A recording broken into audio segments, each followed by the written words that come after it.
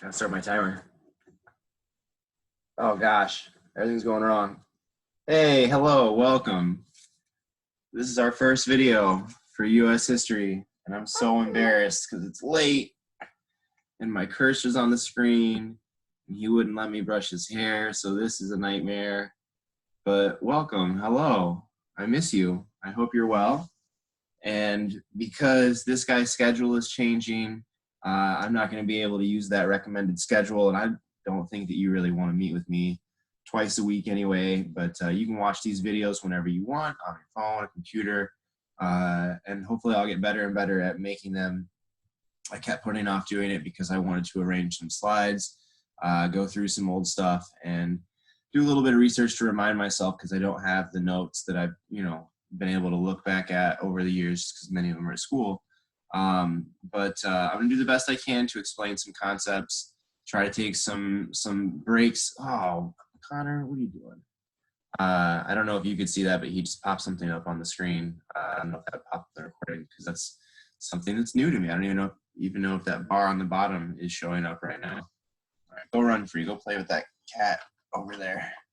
I apologize for him and any noise he'll make as he's running around in the background living his best life. This is the basement of my house.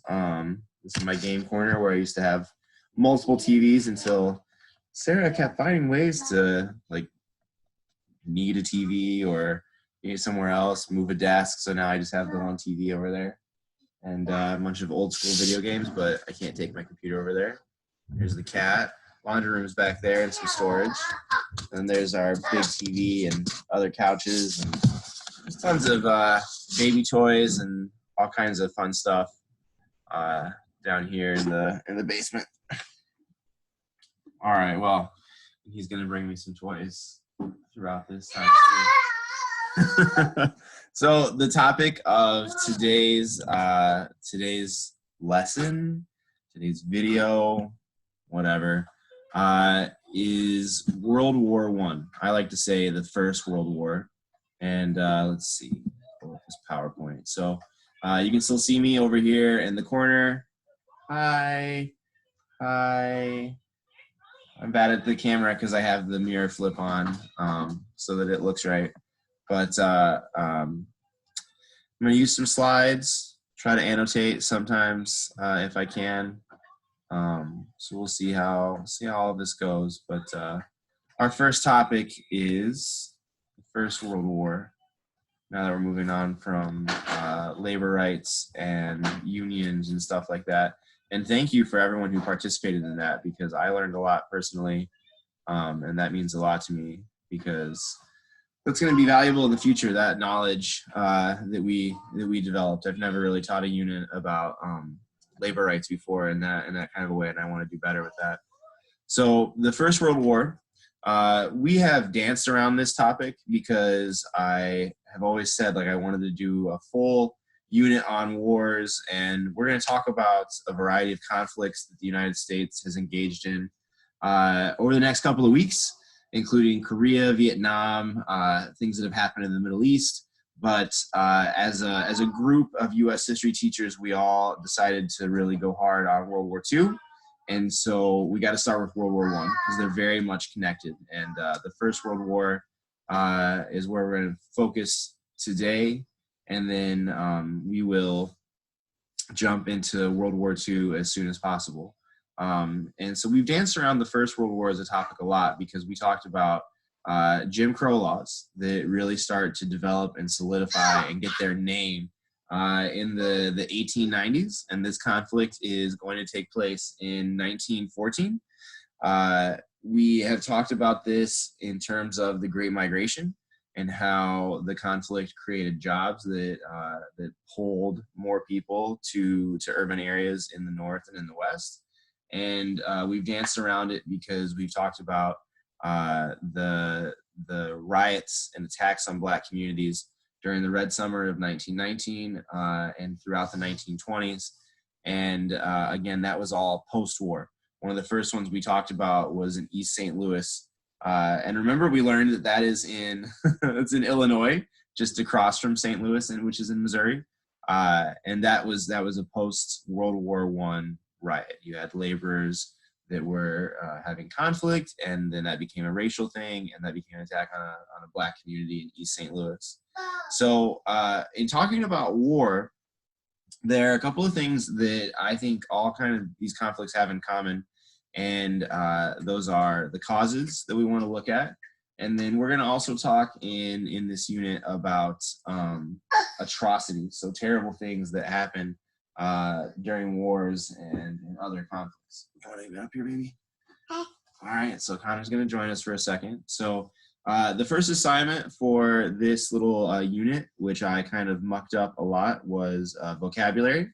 And I apologize for that. If you had tried that and submitted it, then don't worry too much. But the problem was I didn't make a copy for each student. I just shared it so you could view it, and then changed it so anyone could edit it. And so a bunch of people edited one single document, and that's obviously just a mess. So I reposted the assignment, but I apologize for that. Anyway, let me get my annotation tool back up here, if I can. There we go. All right, good, it's in the same spot. So the First World War, 1914. United States is not going to get involved until like the very end of the war, 1917, okay? The underlying causes, remember we talked about how underlying is what's going on in the background, what's been going on, what's building up. The underlying causes were that several countries in Europe, in the continent of Europe, were militaristic and imperialistic. Say hi, Conner. And then there are two of our vocab words: militaristic. I should use the mouse pad. And imperialistic. Look at that difference right there. Ugh. Militaristic and imperialistic. So, sorry again about him. Those are two of our vocab words. All right. So they thought a war was going to happen anyway, and they just wanted to benefit from it. So the war going to happen anyway, that's partially the militarism. Oh, goodness. They were very invested in their militaries and in using them a certain kind of way. And the imperialism is wanting to benefit in terms of land and resources and just being able to claim, like, we beat you, because they were all competing for power. I'm going to try and pause this recording. That's supposed to be a thing I can do. Let me... Oh goodness, where is the button for it? He's freaking out, and I need to see him. I guess I gotta stop the screen share. Sorry, learning. Okay, we are back and ready to resume. Let me pull my share screen back up. Thank you for patience. I guess I don't know how long it's been. That long, but okay. All right, so the underlying cause of the war is that several countries in Europe were militaristic, meaning they were building up their militaries. They were ready to use them. They loved them. Like, hey, militaries are the best. Like, we love it. Like, it's great. Let's respect the military. Let's, train and wear fancy coats and do marches and parades and stuff like that. And they were imperialistic, which means they wanted lots of land around the world, but also in Europe. So they wanted to fight each other. There had been lots of wars in the past that have been fought this way. And so, World War I, they thought it was just going to be kind of like a normal thing we've done before. But there were also many entangling alliances. I'm going to annotate up, so hopefully you can see my cursor. Entangling alliances, which dragged several countries into the war. So entangling alliances, we're going to talk about that. But basically, alliances, you have an agreement. All right, we're going to protect each other. But entangling, meaning that multiple countries were pulled into being parts of these big groups, gangs, basically, because of how their alliances were connected. So a whole bunch of connections that it'd be great if we were in the classroom because we would model that. But anyway, those are the underlying causes. Those are the things that are like a barrel of gunpowder, all right? That's the barrel of gunpowder that's just been like building up over time. Or if you want something less explosive, just a pile of wood, all right? That's all building up. The immediate cause is the match that sets it all off, that makes the First World War really happen. All right, so it seems like, oh, this caused it, but the truth is that this immediate cause, without all these underlying causes, wouldn't have led to anything. So the assassination of someone named Franz Ferdinand, he's an Austrian leader, country Austria-Hungary. He's killed by a Slavic person who's a nationalist, another vocabulary word there, all right, nationalist. So people who love their country or loyal to their country. Will talk more about this. This Slavic nationalist assassinates Franz Ferdinand, and that leads to a conflict between the countries of Austria and Serbia. So two countries have a conflict. That's an immediate cause. But these entangling alliances drag a bunch of other countries in.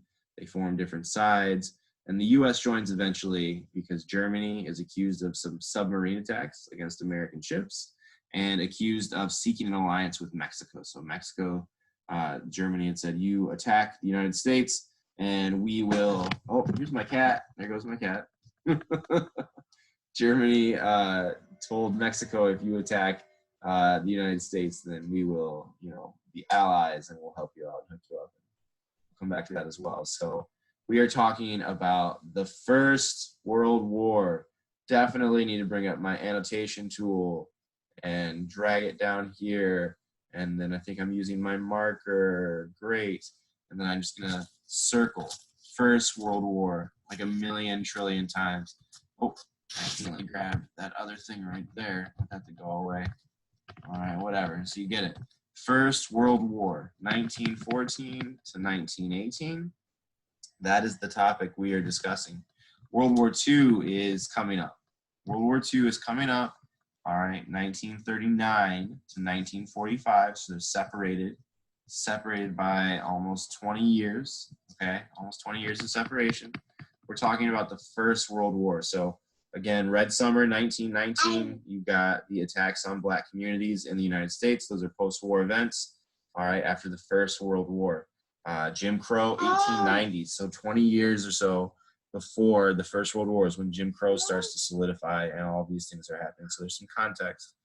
Okay, there's some context for you. So the Allied powers are going to be the British, the French, Russia, and this country Serbia I had mentioned. And then the Central Powers, easier list to remember.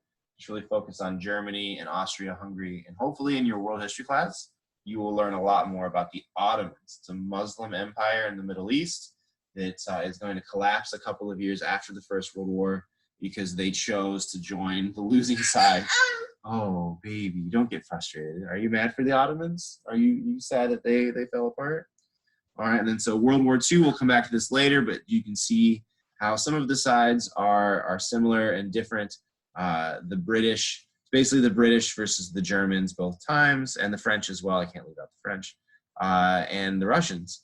Some changes will happen. Russia's name changes, but again, First World War is where our focus is. If you want to screenshot that or anything, I will probably post a PDF of these slides to try and be useful, but feel free at any time to do stuff like that too.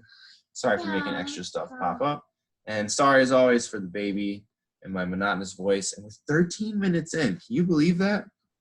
We're 13 minutes in right now.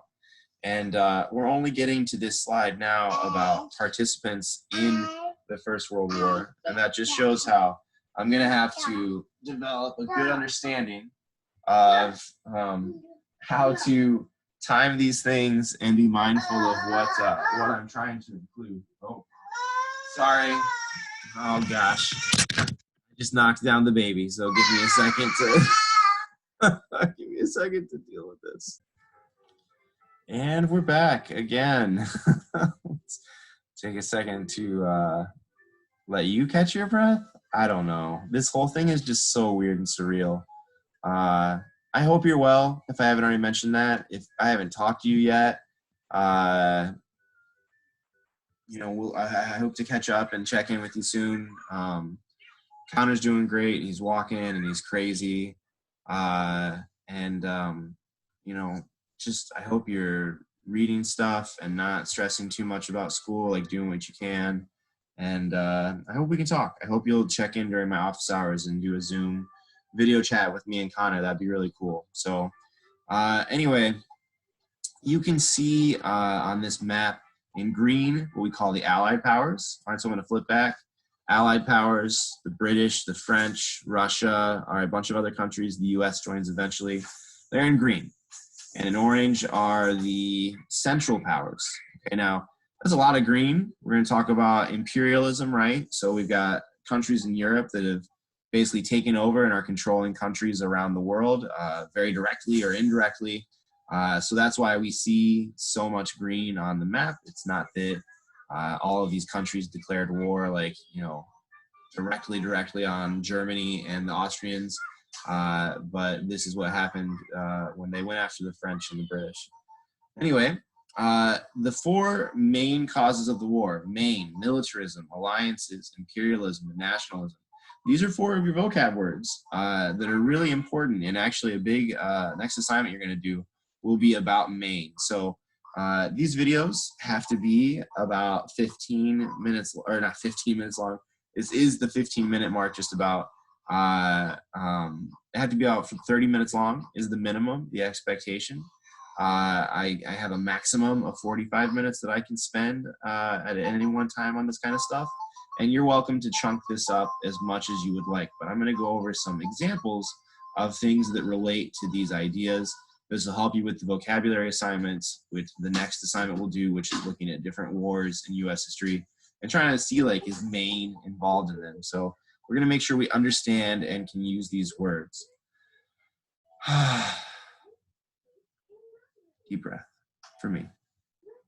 I don't know how well you can hear in the background what the kid is doing, but he's playing his keyboard. So you might hear some music soon. I'm expecting a song about a purple monkey and a bubblegum tree. So just roll with it, okay? Militarism, alliances, imperialism, nationalism. These are the main causes of World War I. I've often been taught this, but I really think we're going to see this in a lot of other conflicts as well. Militarism, belief that a strong military is necessary and should be used to protect national interests. Alliances, relationships between multiple countries, usually involving an expectation we're going to defend each other. Imperialism, actively using force or diplomacy to gain territory or influence. So trying to control a lot of land, have a lot of power, economic power, political power.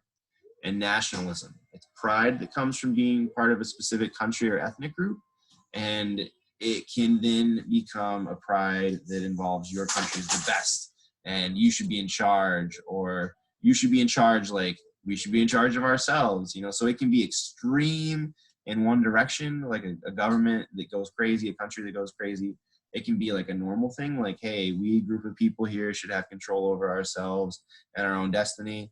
We're going to start with imperialism, all right?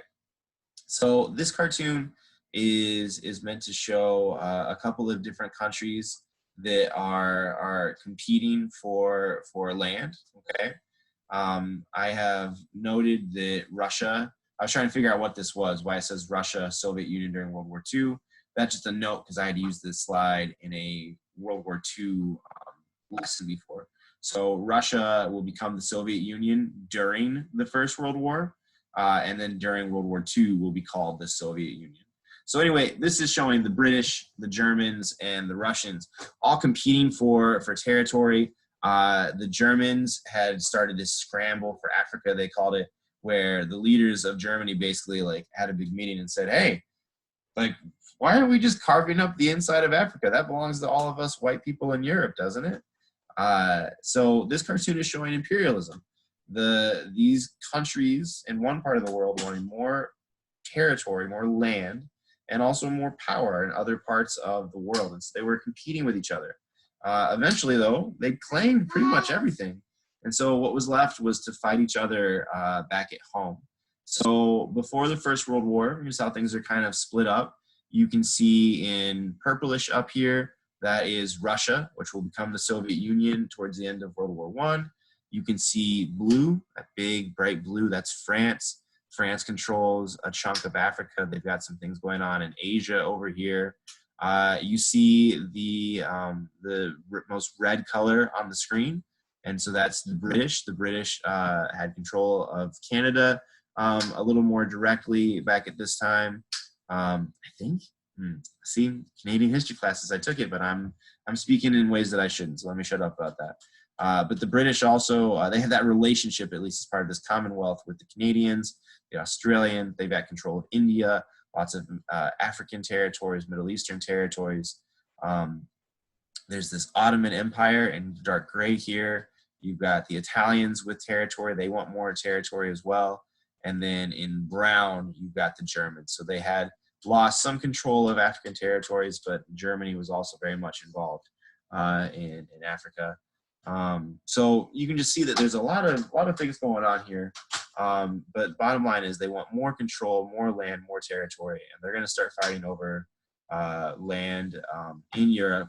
And that's that light gray right here. These are like little countries that didn't have much power, didn't have much of anything, and that's kind of where the conflict is gonna spark off and go.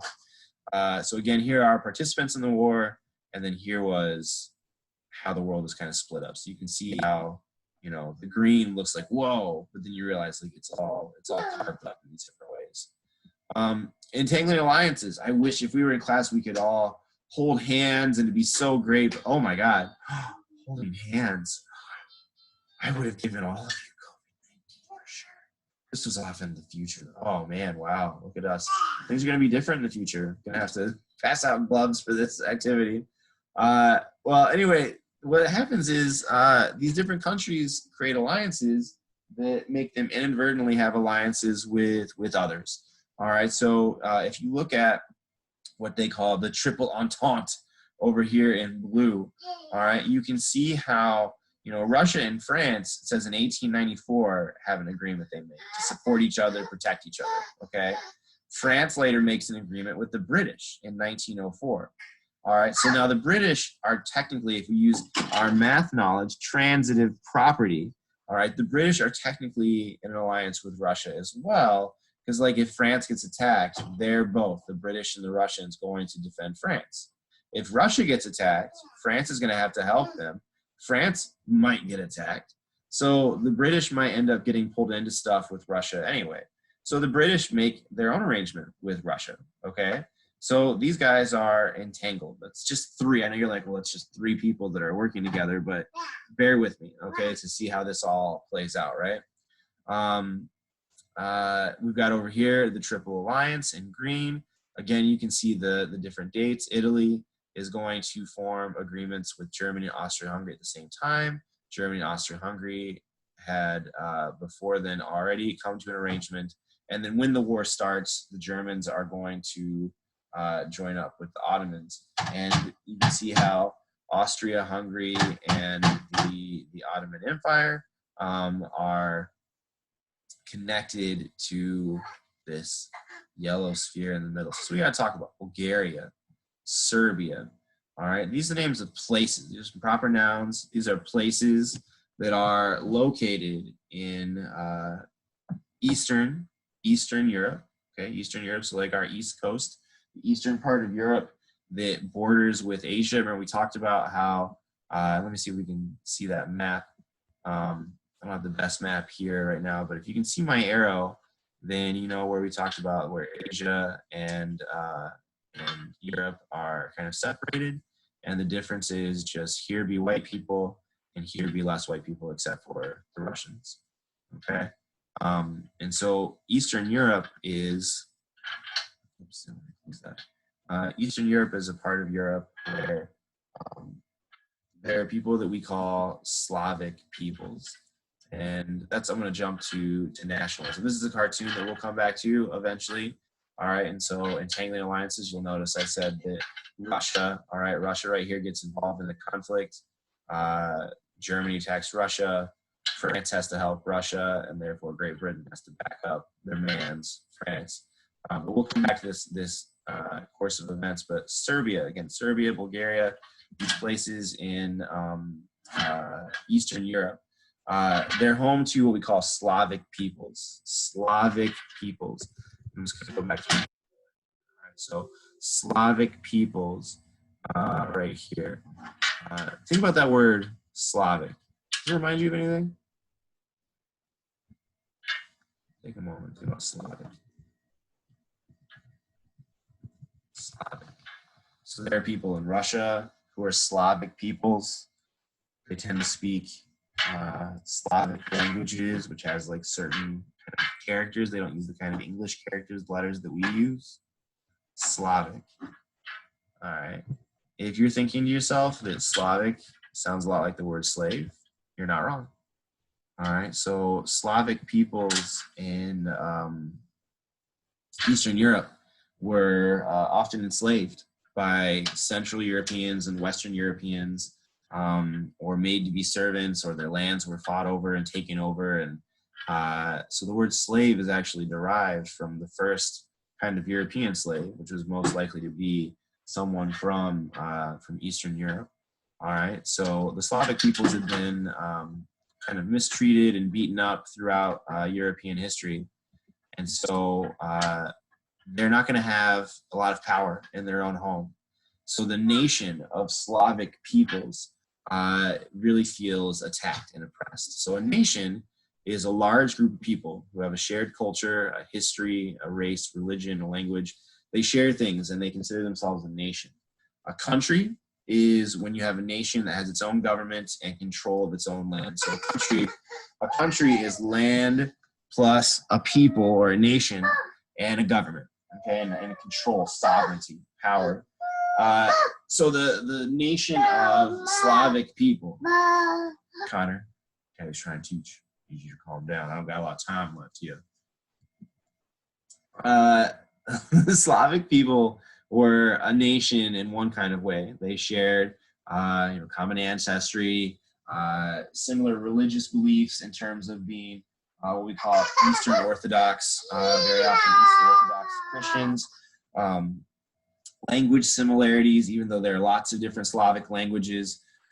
They were a nation in one way, same way the sports fans are a nation. Pistons Nation, I don't know if Pistons Nation is a thing, Spartan Nation, I don't know. But when people are super loyal and really intense about sports, they consider themselves a nation. They have this identity in common. So the Slavic people, I don't want to do that slide before. No, I should. Okay. Gonna pause. Gonna take a little break. We're freaking out again. All right, so I'll be right back. Okay. Let's try and get back to this. Thank you again a million times over for your patience. There we are. Excellent. A lot of you are now getting what I call the first period experience, which is where I'm constantly going through and being like, oh, wait, I'm not there right now. That's not my flow. Let me put that in a different order. So this map is something that I could have used a lot earlier, and I wish I'd had it. So let's talk about this map a little bit. So you'll see right in the middle, Central Europe, Austria, Hungary. Okay, so that's part of what we call the Central Powers, Central Europe, Germany, Austria, and Italy. Italy is going to switch sides. See, this is why I needed my notes, because I get mixed up on, I was like, Italy's not a central power, but Italy was part of things, and then it switched sides, and then it was mad at the end of the war because it didn't get the respect it deserved, and didn't get stuff, and that's why it joins up with Germany in World War II. So, yeah. Anywho, over here near Austria, we've got a region we call the Balkans. This is one part of Eastern Europe. So Greece is a part of Eastern Europe. That's right. The Greeks are Slavic peoples as well. No, that might not be true. See, this sucks up the video because now it's stuck. I wish I could look that up. We've got the Ottoman Empire, the Muslim Empire over here. So sandwiched between the Ottomans and the Austrians and the Germans are these Slavic peoples, and other people are always messing with them and trying to claim control of their territories. And that is going to be one of the underlying and immediate causes of this war. The nationalism of these people wanting their identity to be felt through their country is not unique to them. It's going to be true of these other places too. They want their country to have more power. They think their country is the best. All right, so these guys, the Slavs, they're fighting for their independence and power in that way, and these guys already have that. and so now they're fighting for more. So that's a way in which nationalism and imperialism are both causes of this war. Nationalism, this slide was too soon. It's an old image that was being critical of George Bush from back at the time, actually, of Bush leading America into war after 9/11, after Afghanistan, even into Iraq. And it was saying that, you know, the reasons for doing this, it was blind, it was foolish. Blind patriotism could also be considered an extreme nationalism. And so that was my point, is we've got two kinds of nationalism here. We've got the Slavs who want, you know, this nationalism. We want our own countries. Like, we deserve our own countries for our individual peoples in these different areas. And then you've got the extreme nationalism of the Austrians, Germans, French, and the British saying that, you know, we want to take over more parts of the world because we think we should have power. I seem to be at my 30-minute mark, and so I'm gonna speed up. I know I've been going fast and being weird, and I hope you'll give me feedback. I don't want to make you do a survey, but I might in the not so distant future. Probably will. Now that I said it, yeah, I probably will. Let me know how this went and what can be better, how other teachers are doing better. I know I'm not a high quality streamer or YouTuber or anything. I'm just a crusty old man in a basement with a child who is messing with my TV back there. He just learned how to mess with those buttons, which stinks at the odd time when I'm trying to play Spider-Man, you know, because I play video games every once in a while. All right, militarism. Big militaries, all those countries have big militaries and wanted to use them. The Brits, he's mad because he just turned it to a channel he doesn't like, apparently. The British military had developed a ship called the Dreadnought.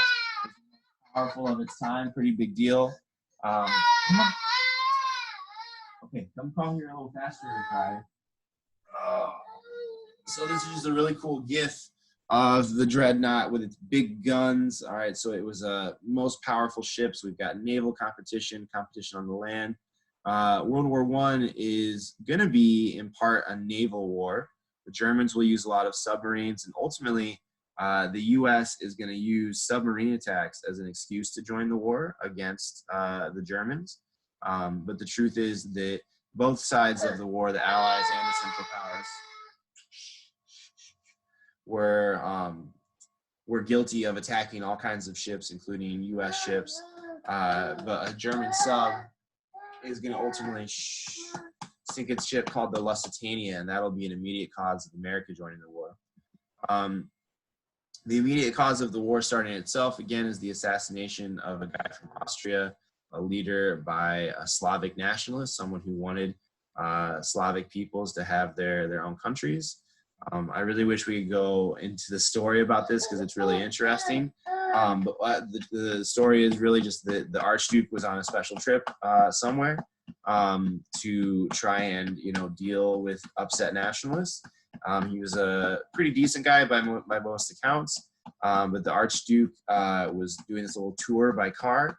There were people along his route who were going to try and assassinate him, and multiple assassination attempts failed. One guy, his bomb, he bombs the wrong car, and people go to attack him, and he tries to like drown himself, and the river is dried up.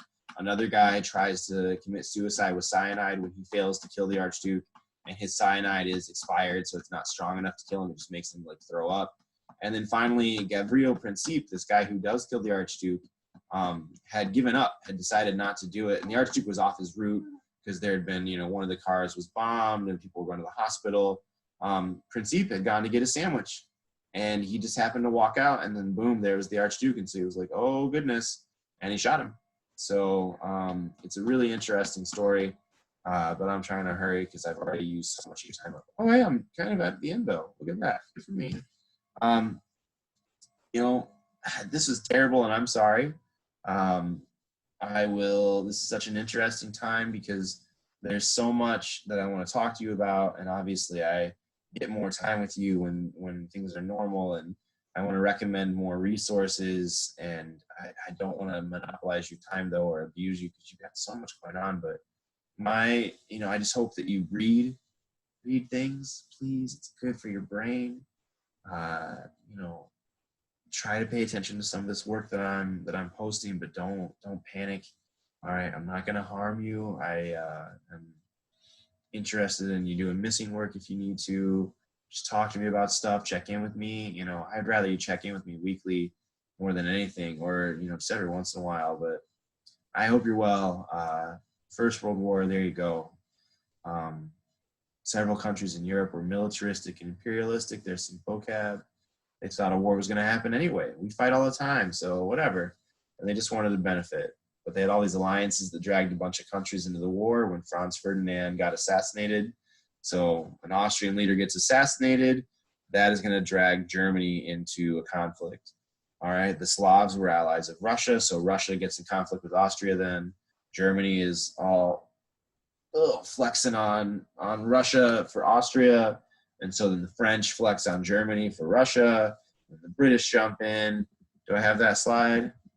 Oh, no, it isn't there after all. Okay, so there's that one again. All right, so Serbia, Austria is mad at Serbia because of the assassination. Russia says, hey, Serbia is my ally. Germany says, hey, Austria is my ally. France says, hey, Russia's my ally. And it's just a mess. All right, but the war is also going to be complicated because of new technology. All right, so they've got guns and artillery that are better, airplanes, and even proto tanks. They develop, they've had radio, so they're going to use that in a certain way. Telephone is going to become a big piece of this war. They're going to develop chemical warfare. Again, submarines are kind of new, flamethrowers. They're going to use these old tactics, and so it's just going to be a hot mess. You've got people in trenches, and these are all things I wish we detail on specific events, asking questions, talking about the end of the war. We'll talk about this a bit soon because Woodrow Wilson kind of wants these ideas for peace, really interesting ones. The Treaty of Versailles, though, is mostly punishing the German people, blaming them for the whole war. And so skip ahead 10 years, things are pretty bad in Germany. Skip ahead another 5 years, boom, there's Hitler. All right, so many years later, after the end of this war, we're going to jump to World War II, talk about fascism. Hitler was a fascist. Talk about the Nazis, how they were a political party that makes it so that Hitler has total power. It's just them. All right, so just looking ahead, anti-Semitism, hatred towards the Jewish people. We'll talk about the Nuremberg laws a bit. Talk about this course of events, and hopefully, I hope we can also talk about PTSD. There's a lot of stuff we can do. But anywho, hi. I don't know what slide to end on. This one, I guess. Because if you're going to take away anything, I always want students to know the sequence of these kinds of events. Okay? So that the First World War becomes before World War II, right? But also that context of First World War involves, Jim Crow has been around for a while. World War II, Jim Crow still isn't going to go away for another couple of decades, okay? Oh gosh, she's going to freak out. I want students to know the sides. There was an Allied power for both the First World War and World War II. The British are always a part of the Allied powers, and the U.S. always joins up too. The French are also always part of that. Germany's always on the opposite side and the losing side. And, just keep thinking about these main causes. All right, so we're going to come back to these main causes in the next assignment and also even the next video. We'll revisit this because it's really important to me. Okay, so he's freaking out again. Oh, man, I kept putting this video off because of him being cranky. And his mom's got work. Right now it's Saturday morning. She's sleeping in. I was just like, first thing, baby and I will wake up and we'll knock this video out. So, all right, next time I see you, maybe I'll trim my beard. I shaved it all the way down when quarantine started. Got a haircut, so maybe I'll have my wife cut my hair. I don't know. Maybe I'll do a video where every 5 minutes I pause it and then come back with hair down. But I should set you free.